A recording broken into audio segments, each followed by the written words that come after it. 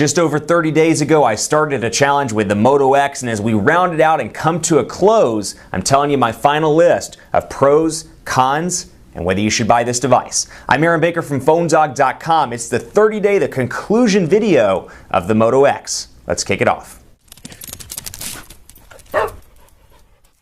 The 30-day challenge with the Moto X has come to a close, and I'm here to round out my final list of pros and cons on this device and tell you who this device is for and who it's not for, because like anything else, there are pros and cons, and some people are going to love this device and some people aren't. That said, let's take a look and see what those are. Con-wise, we'll start right out. The camera is probably the biggest weakness on this device. It's the one issue I've had consistently with the 30 days. 10 megapixels, you'd think pretty decent, and overall, image quality is pretty decent on this device. It's not terrible by any means, but when you compare it to other devices that are at the same price point, $199 with a 2-year agreement, such as the HTC One and the Galaxy S4, picture quality is notably better, and also there are additional options within the software. So yes, chalk up some of those things on the One or the Galaxy S4 perhaps to gimmicks. Maybe you don't use them and think they're gimmicks, but I find some of those photo editing options to be quite useful on the Galaxy S4 and on the HTC One. I think Zoe's fantastic, and I think the highlight reel is fantastic, and then within the Galaxy S4, I use the dual shot on a pretty regular basis when I'm working with the Galaxy S4,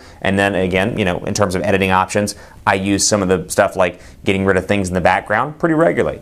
So that's something to keep in mind if you're a camera buff. So if you're a camera person, this might not be the device for you. The pros to this device, and if you are one of these people, you're going to like the Moto X a lot. Near stock Android. This is running a pretty close version to Android 4.2, the stock build of Jelly Bean, and you can see apps and widgets in the same place. On-screen buttons here, as you can see, very similar, and for people that like a device that fits pretty easily in the hand, even though it has a 4.7-inch display, it's curved nicely. This thing is probably the best phone on the market right now for conference calls. I'm on calls, I feel like, all day long, and so when I use my cell phone, when I'm out of the office and don't use my desk phone, this thing is incredibly comfortable to hold up to the ear for a prolonged period of time.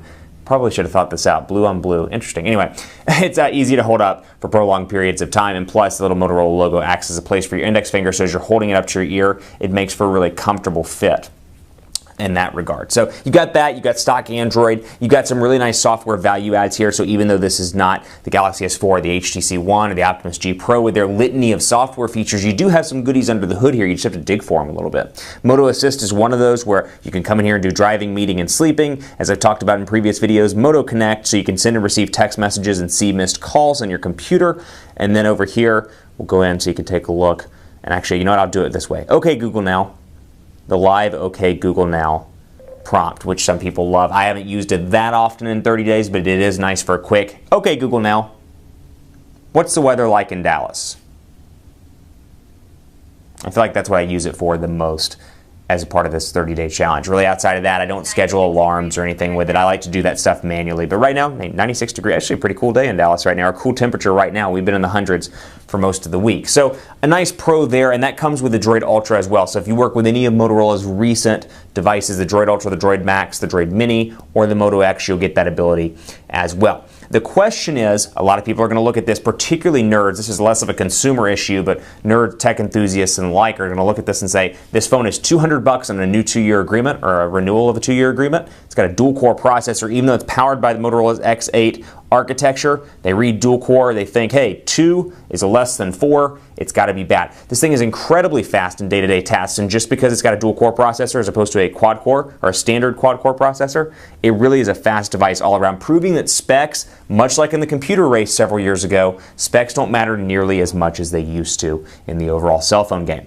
4G LTE has been fast. Overall, I really like this device, and this thing does the phone function incredibly well. You know, we get in smartphones, we talk about the Notes and the phablets and the Optimus G Pros and the tiny phones and the big phones. This thing does a couple of things really well. One of those is it's just a great phone. Call quality is fantastic, battery life's relatively decent, it's gotten better over time, and just for a phone, holding it up against your ear, it is fantastic all around. Really enjoyed this device, but it's on to the next 30-day challenge, so I'll leave it to you to guess what that is. In the meantime, hit me up on Twitter with your thoughts on this device, PhoneDog_Aaron. I'm on Facebook at facebook.com/HiAaronBaker. Thanks for watching. More to come in the 30-day challenge series, actually pretty quickly after this video, so keep it locked on PhoneDog.com. And as always, I'll see you next time.